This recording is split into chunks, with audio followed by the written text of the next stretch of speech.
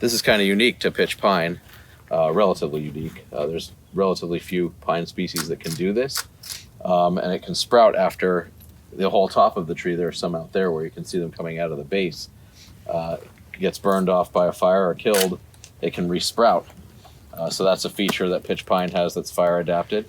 Also, another feature that it has is, you can see I can stick my finger in this gouge here that we created with a hatchet.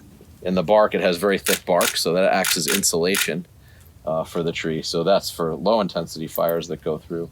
It actually protects the growing tissue underneath. So you can see this cone opened during the fire. You can see it's partially black, but the cone actually acts as insulation for the seeds. And then the cones pop open. They can disperse seed on the ground, or in some of the insects, even I saw some of them carrying the seed, and they disperse it so that it can grow back from seed. So this is also a fire adaptation that pine has.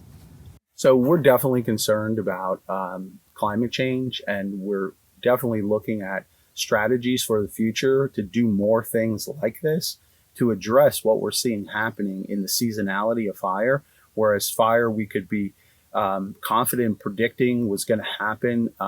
We know historically that the week of April 25th has always been our busiest fire season when we've had most of our large fires. But now we're seeing fires happening in February. We're seeing fires happen in early March. We're seeing fires happen in June and July. So this seasonality of fire here and across the country has changed dramatically. So we can't predict it. We know it's going to happen. It's just a matter of when.